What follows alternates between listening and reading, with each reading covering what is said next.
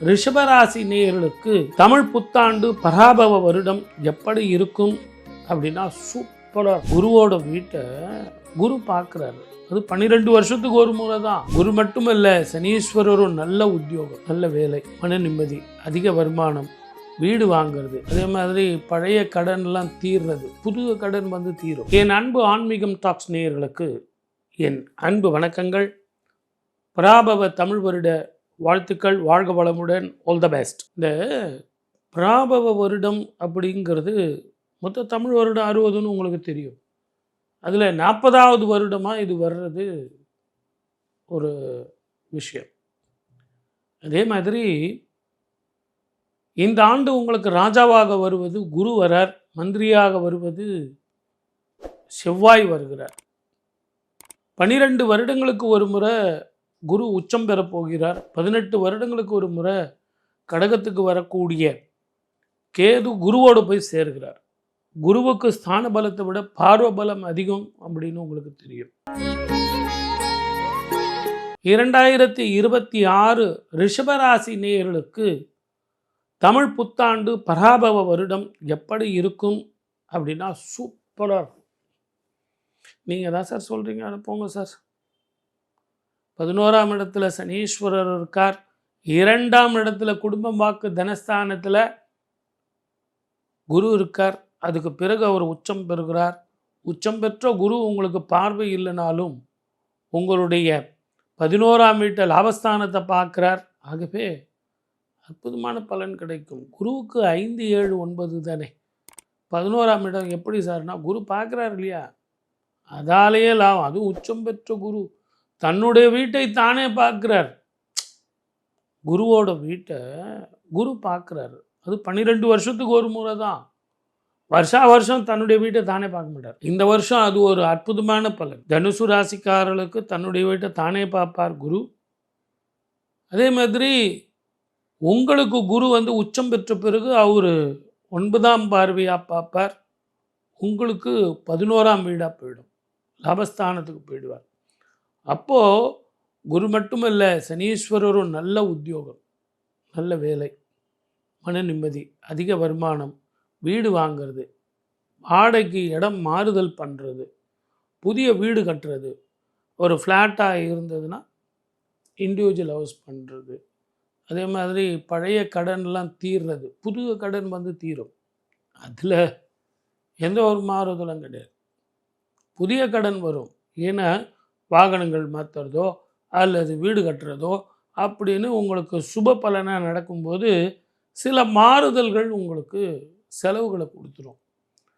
திருமணம் ஆகாதவர்களுக்கு திருமணம் அப்படின்னா திருமண செலவு இருக்குல்ல சார், எங்களுக்கு ஏற்கனவே கல்யாணம் ஆகிடுச்சு, குழந்தை வேணும் அப்படின்னா IOL IVFல குழந்தை பாக்கியம் கிடைக்கும்.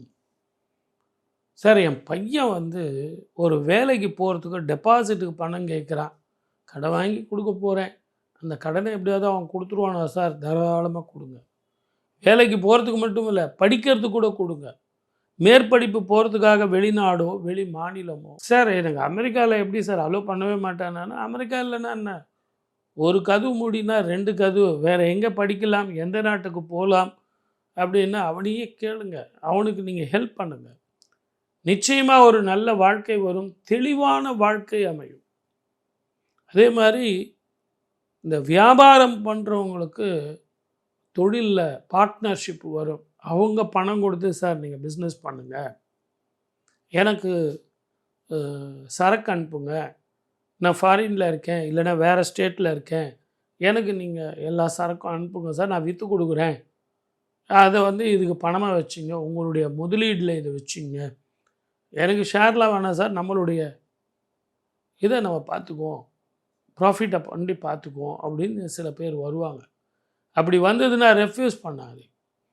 உங்கள் ஜாதகத்தில் ஸ்டெடி மைண்ட் இல்லை. ஏன்னா வாழ்க்கையில் ஏற்பட்ட சின்ன வயசில் இருந்த அனுபவம் உங்களை கொல்லும். தாயினுடைய உடல்நிலையில் அக்கறை வேணும். கை வைத்தியம் பண்ணுறேன்னு சொல்லிட்டு அந்த வியாதியை பெருசு பண்ணிக்காதீங்க.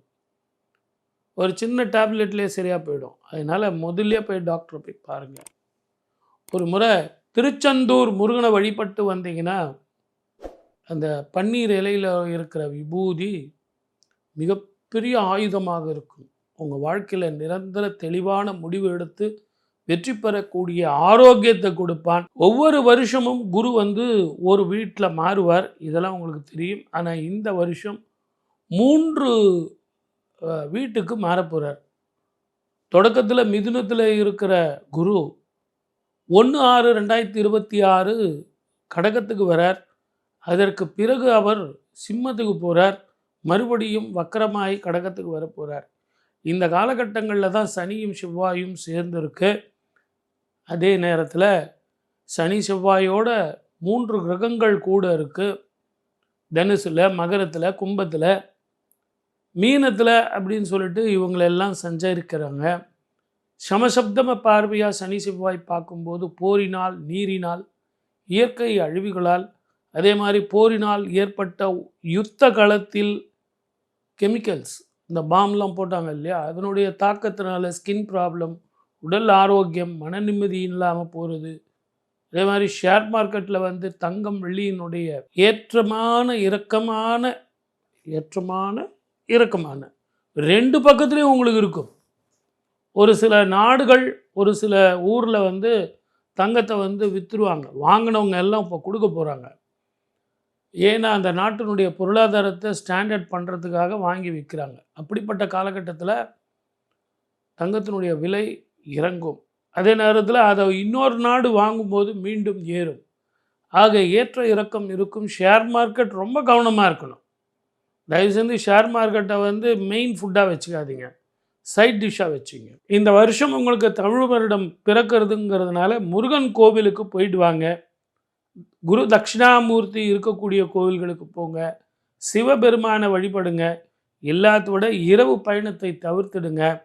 பெண்களுக்கு, ஆண்களுக்கு உத்தியோகத்திலையும், வருமானத்திலையும், திருமண பாக்கியத்திலையும், குழந்தை பாக்கியத்திலையும் எல்லோருக்குமே நல்ல வாழ்க்கை அமையும் அப்படின்னு உங்களை எல்லாம் வாழ்த்தி, இந்த ஆண்டு உங்களுக்கு சிறப்பான ஆண்டாக வர வேண்டும் என்று வாழ்த்தி, இப்போ 12 ராசிக்காரர்களுக்கு 2026 எப்படி இருக்கும் அப்படின்னு சொல்லியிருக்கேன். இது இப்போ நம்ம சொன்னது பொது பலன், ஒரு இன்ஸ்டன்ட் ஃபுட்டு. சார் எப்படி சார் இருக்கும்? ஆனால் உங்கள் ஜாதகத்தை உங்கள் ஜோதிடர்கிட்ட கொடுத்து அதனுடைய மகாதிசை இப்போ உங்களுக்கு என்ன நடக்குது, இந்த ஆண்டு ராஜா யார், நமக்கு உச்சமா நீச்சமா, பகை பெற்ற காலமா அப்படின்னு தெரிஞ்சுக்கிட்டு, யாரால் லாபம் யாரால் நஷ்டம் தெரிஞ்சுக்கிட்டு அதற்கு தகுந்த மாதிரி நம்ம வாழ்க்கையை மாற்றி அமைக்கணும். அதற்கு தகுந்த மாதிரி தான தர்மங்கள் பண்ணணும். இப்படி செஞ்சால் அற்புத பலன் கிடைக்கும்.